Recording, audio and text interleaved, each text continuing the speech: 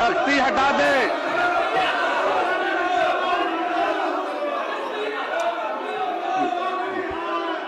अध्यक्ष महोदय, खंड क का हो गया, बैठिए ना, बहुत हो गया। खंड 2 का आंशिक रूप से स्वीकारात्मक है। वस्तुस्थिति यह है कि विभागीय पत्रांक 4081 अब बैठ जाइए। 4081 दिनांक 14/11/25 के द्वारा सक्षमता परीक्षा उत्तीर्ण विशिष्ट शिक्षकों बिहार लोक कृपया सेवा बैठ जाए, क्वेश्चन नंबर चलने दीजिए। राजू तिवारी से आग्रह है, सारी बातें आपके आ गई है, अब विश्राम मत कीजिए।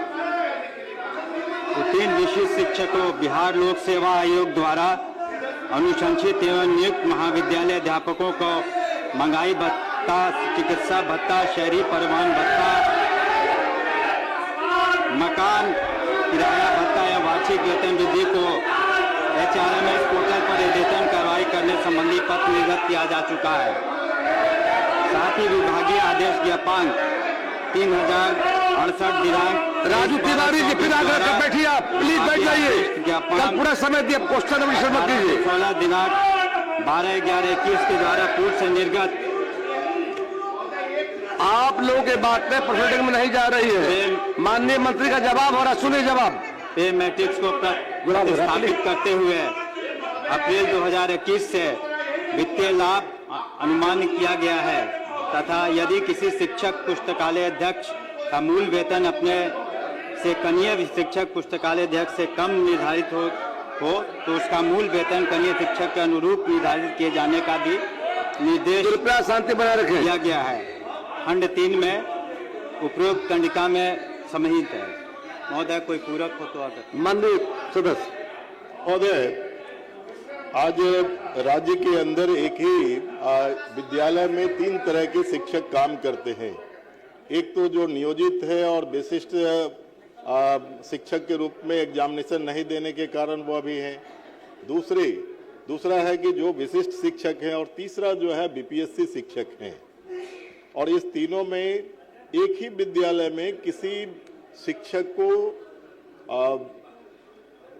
मकान किराया भत्ता जो है शहरी HRA मिलता है और किसी को नहीं मिलता है। और दोनों, और दूसरी बात है कि उसके अंदर में भी जो है डिफरेंस किया हुआ है। किसी को 10% मिलता है, किसी को 8% मिलता है, किसी को 4% मिलता है।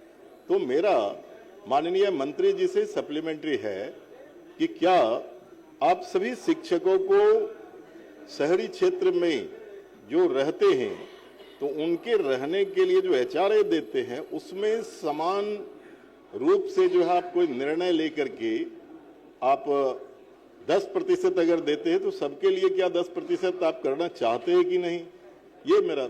माननीय मंत्री महोदय, इन्होंने माननीय सदस्य ने ठीक कहा कि 3 तरह के शिक्षक आज के दिन में कार्यरत हैं, लेकिन विसंगति किसी तरीके की ना हो, चाहे वो पे का मामला हो, HRA का मामला हो, अन्य जो भी भत्ता देय है उसमें ना हो।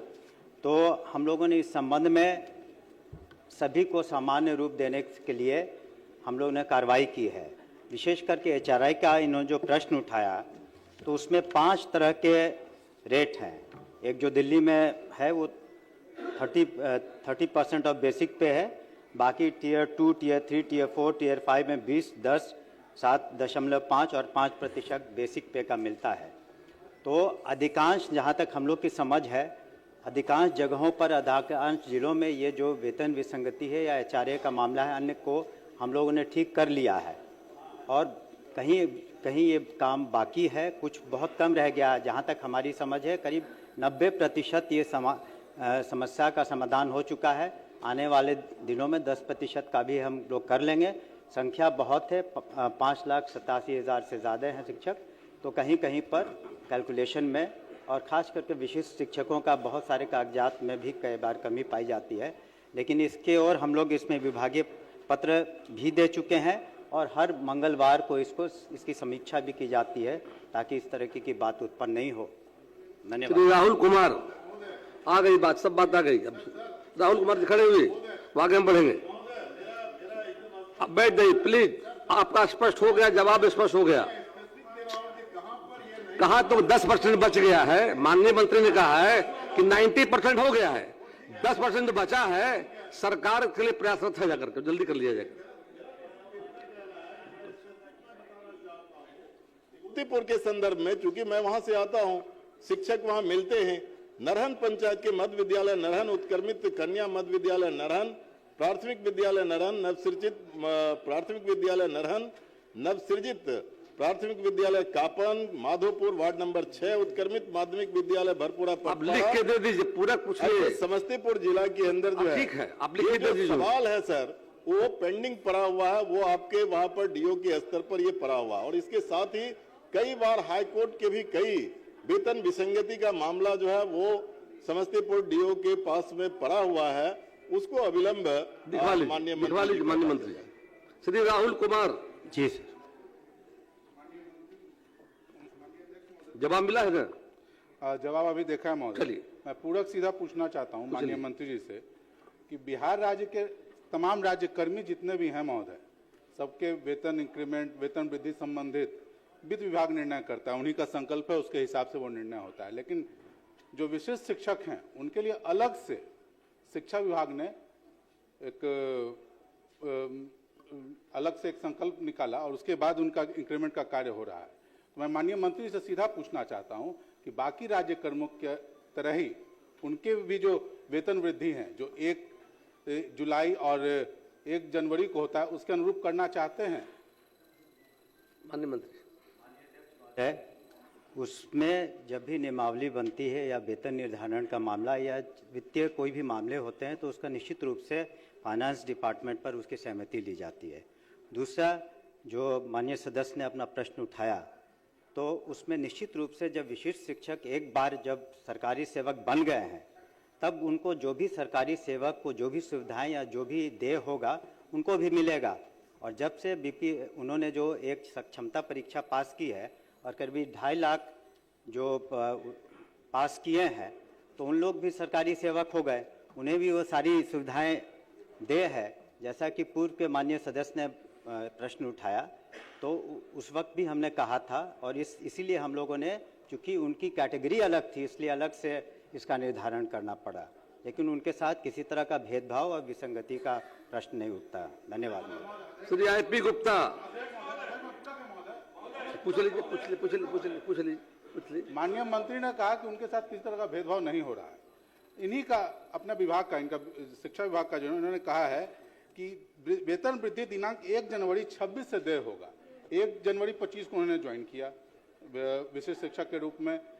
जो जनरली जो भी वित्त विभाग से हैं उनको जुलाई 1 से मिलना शुरू होता है, तो पूरा 1 साल का इनका वेतन वृद्धि समाप्त हो गया। जबकि राज्य के अन्य कर्मी अगर होते तो उनको वेतन वृद्धि वित्त विभाग के हिसाब से। तो मैं माननीय मंत्री से सीधा जानना चाहता हूं कि वो बाकी कर्मियों के तरह ही ये जो उनका आदेश है इसको निरस्त करके वित्त विभाग के आदेश के आलोक में आदेश निर्गत करवाना चाहते हैं कि नहीं। और दूसरा, जो भी वेतन विसंगति है और जो अरियर भुगतान हो रहा है तो उसको तत्काल रूप से एकदम मिशन के रूप में, क्योंकि हर जगह पे इस पर लेकर अलग अलग जगह पर भ्रष्टाचार के और पैसे का डिमांड किया जा रहा है कि अब अरियर आपको मिलेगा। लेकिन तो माननीय मंत्री सीधे मैं 2 पूरक जो पूछना चाहता हूं कि जो भी उनको अरियर पेमेंट होना है तो बिना किसी भ्रष्टाचार के, बिना किसी अलग से पैसा दिए पेमेंट हो। दूसरा, वित्त विभाग के अनुरूप बाकी राज्य कर्मी के हिसाब से उनको वेतन वृद्धि का लाभ देना चाहते हैं कि नहीं देना चाहते हैं, ये मैं सीधा जानना चाहता हूं।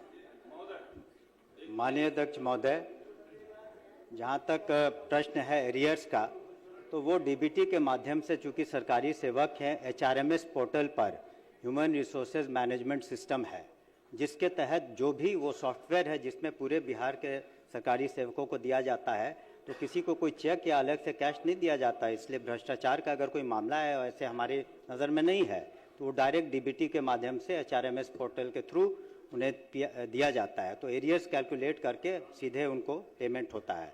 और जहाँ तक इन्होंने जो डेट्स का बताया है उसको हम देख लेंगे, लेकिन जहाँ तक है कि आप एक बार जब पास कर जाते हैं उसके बाद आपकी काउंसलिंग होती है। चूँकि संख्या बहुत थी, 2.5 लाख से ऊपर थे, तो काउंसलिंग में उसको वक्त लगा। काउंसलिंग के बाद ही आप ज्वाइनिंग करते हैं, इसलिए इस तरह की बात हुई। फिर भी चूँकि माननीय सदस्य ने इस प्रश्न को उठाया, उसको पुनः विचार करेंगे। IP गुप्ता श्री आईपी गुप्ता जी, अनुमति आपको नहीं है, बैठिए, बैठिए आप पहले। गुप्ता जी खड़े होइए, बैठिए, सारी बात आ गई है, बिना अनुमति के नहीं बोलिए। संदीप सौरभ बैठिए, आ गया सारी बात, राहुल जी ने सारी बात रख दिया है। चलिए गुप्ता जी खड़े होइए आप, प्लीज खड़े होइए आप। सर महोदय, मेरा सवाल सरकार से ये था कि क्लस्टर किचन के माध्यम से स्कूलों में जो खाना पहुंचाया जा रहा है वो गुणवत्ता विहीन है और ठंडा खाना पहुंचाया जाता है। सरकार का जवाब था सकारात्मक है, फिर विद्या भी है। अब सरकार कहती है कि जिसका अनुपालन ठीक है, एनजीओ सप्लाई कर रहा है। इसमें मेरे दो पूरक हैं सर। एक सरकार कहती है कि गुणवत्तापूर्ण गर्मा गर्म खाना पहुंचाया जा रहा है। ये जो गर्मा गर्म है, इसका टेम्परेचर नापने के लिए क्या सरकार के पास सेंट्रलाइज्ड कोई थर्मामीटर है? नंबर 1। दूसरा, आप सरकार रसोइया को बहाल करके रखी है स्कूलों में, 2 से 7 है छात्रों के संख्या के अनुसार से। जब आपके पास रसोइया है तो क्या सरकार ये जो क्लस्टर किचन बाहर में बिठा के रखी है एनजीओ के माध्यम से, हम अब वही एनजीओ हमारे पास जो रसोइया उसको यूज करके स्कूल में ही खाना बना सकता है कि नहीं? ये दो मेरे पूरक है सर। माननीय मंत्री। माननीय अध्यक्ष महोदय, जहाँ तक गुणवत्ता का प्रश्न है तो उसके लिए हम लोगों ने अच्छी संस्थाओं से थर्ड पार्टी मूल्यांकन कराया जाता है। इस आलोक में जो थर्ड पार्टी हम कहना चाहेंगे, जैसे Chandragupta institute of management and planning CIMP Patna से, Asian development research institute ADRI से, Lalit Narayan Mishra institute of economic development and social change LN Mishra institute जो है, development of management institute Patna, Indian institute of management Bodhgaya, institute of hotel management catering technology and applied nutrition IHM Bodhgaya. तो इन संस्थाओं से हम लोगों ने सरप्राइज चेकिंग कराया और इसके आधार पर कुछ महीनों में हम लोगों ने जो 6 केंद्रीकृत जो भी कुछ जगहों पर जो है उसमें से मशरक तथा परसा, खगड़िया, बहादुरगंज, नावानगर तथा चकाई जमुई की अवधि विस्तार नहीं दे करके इन लोगों की आपूर्ति बंद करा दी है, उनको रद्द कर दिया है, क्योंकि वहाँ पर जो गुणवत्ता में शिकायत मिली थी। हम लोगों ने इन इंस्टीट्यूट से थर्ड पार्टी जांच कराया है। तो इसलिए, और रसोइयों का जहाँ तक माननीय मुख्यमंत्री के निर्देश पर उनका मानदेय भी दुगना हुआ और अधिकांश जगहों पर उन्हीं के द्वारा ये किया जा रहा है। लेकिन संख्या चूँकि छात्र छात्राओं की, कृपया माननीय महोदय सदन ये जानना चाहेगा, ये बताना चाहेंगे कि अमूमन जिस दिन हमारा स्कूल चलता है तो 1,03,00,000 बच्चों को हम लोग मध्याह्न भोजन देते हैं और हम लोग के पास रसोइयों की संख्या करीब 2 लाख है। तो इस वजह से कई जगह ये ज़रूरत पड़ जाती है कि हम लोग एनजीओ के माध्यम से इस तरह की कार्रवाई करें।